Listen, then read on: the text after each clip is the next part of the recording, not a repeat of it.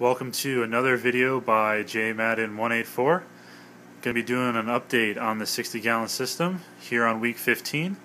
It is now day 105, so we're coming up to the 4-month mark since the rebuild, and everything is just flourishing and doing absolutely awesome. All the corals are healthy, all the fish are healthy.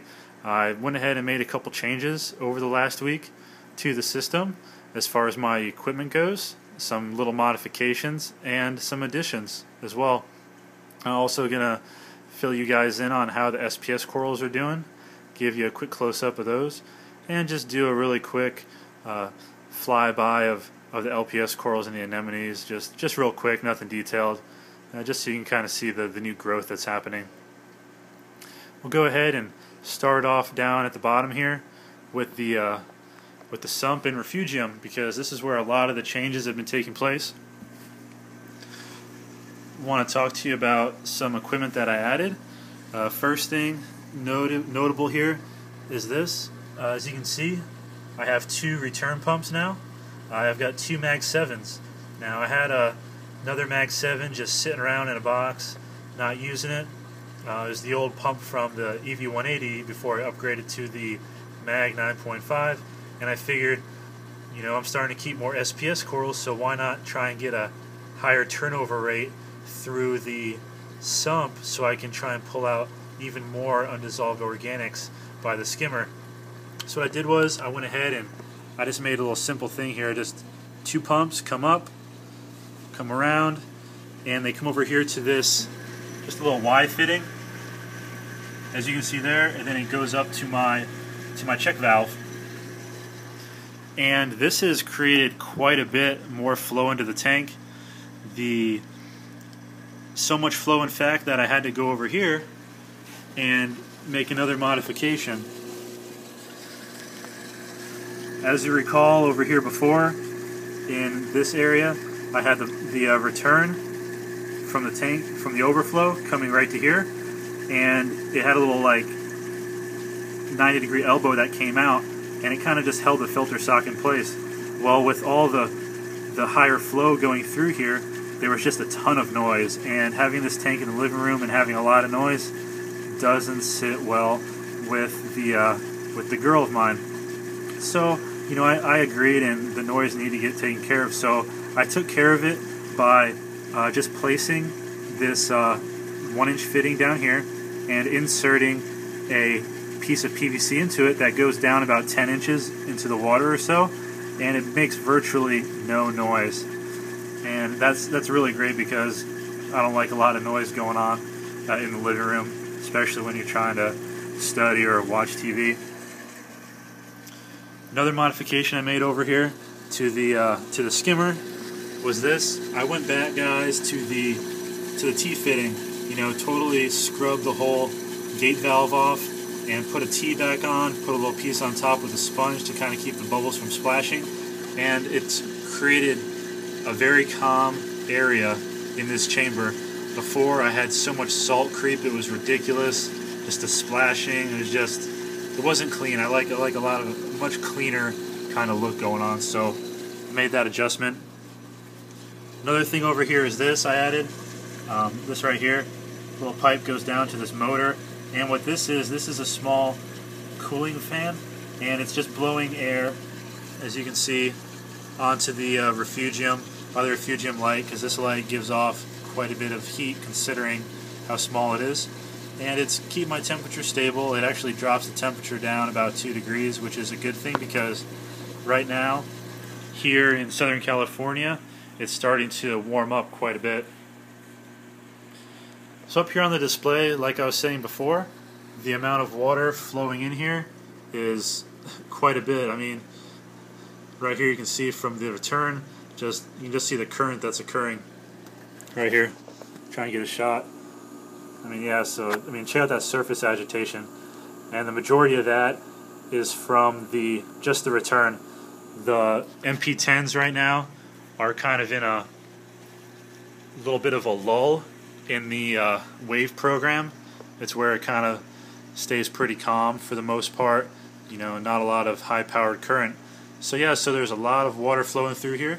I had to drop down the overflow almost all the way. I mean, the teeth are almost completely submerged to try and accommodate the extra flow, and that's a good thing. You know, having pretty much the maximum amount of water that the overflow can handle coming into here, which means you're going to have the maximum amount of nutrients being taken down to your sump, to your skimmer. So enough about all the equipment and all that stuff. Let's talk about the really interesting things here. Talk about the corals, the SPS ones in particular, because they're doing great. As you can see, the Acropora here in the foreground, look at the white tips on it. It's all new growth, and it's growing so fast that the zooantheli can't even keep up with it. The Acropora here is doing excellent. I had to turn it around 180 degrees just because the way it was set up in here. This Acropora in the front was actually growing towards it, so this will give it a little bit more time before it needs to be trimmed. Green Slimer is doing excellent. As you can see, the polyp extension on it is just amazing, nice and bushy. That's a good sign. It's starting to grow a little bit downward to cover up that little white section that I was mentioning in a previous video. And these guys here are doing absolutely excellent. The one on the left is Acropora, I came to find out. Big thanks to Reefer831. He's the one who pointed that out to me. Appreciate it. Here in the middle, the green one is doing really well. There's all kinds of new growth going on in this coral, along with the Acropora next to it. In the back, the blue tort is doing really, really well, maintaining its rich blue color, and the polyp extension on it, both during the day and at night, is really good. As far as all the other corals go, I want to try and keep this video short. Everything is doing really good, guys. You got, of course, the mushrooms doing, the toadstool, excuse me, is doing great. All the acans are, you know, just doing as they do, doing it big, nice and plump, happy, as you can see. Clownfish are kind of acting weird because they think they're going to get fed. Haven't been home all day, so I got to get them some food. As you can see, everything is doing really, really good, guys. And I just wanted to also touch on this, see if I can show you an angle of it here. I don't know if you can see it in there. Just past that hermit crab, right there below the favia, kind of just forward of the hammer coral. That thing, that pinkish purple thing, started out as just a little nub of nothing and grew into this, what looks like a big fan. Let me back up a little bit, see if I can get a good angle, see if you can see it from here. Where is it at? Okay. If you look just below the candy canes up there on the top, you can see it right where the yellow tang is. Look at that thing. If anyone knows what that is, it'd be really great to know, because I'm very curious. And also over here, you'll kind of see the other one that was growing, which didn't do too well because the favia is just destroying it as it grows up. So, you know, I didn't buy it. It just kind of started growing on its own, so I don't really care about it. But the other one looks pretty cool, and I'd like to kind of see what its potential is. And as you can see, the clownfish think they're going to get fed. You know, why not feed them real quick? Oh, and since I'm coming down here, I want you guys to take a look at this. Look what we got here. We have another polyclad flatworm. That's right, guys. Keep on finding them. This one has been in here for 6 days. I haven't changed the water or anything, and it's still alive and prospering. So these things are just ridiculous. I'm curious to see how long it'll live. Anyway, let's just get a little bit of food here.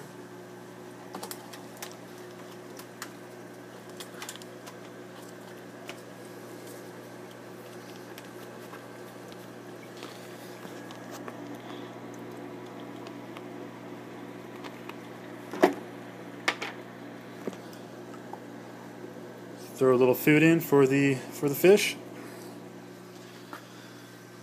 and they like to eat. Look at them go.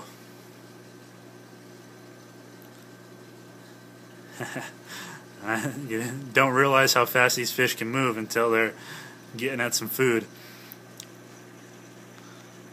So yeah, guys, that's pretty much going to be it for this update.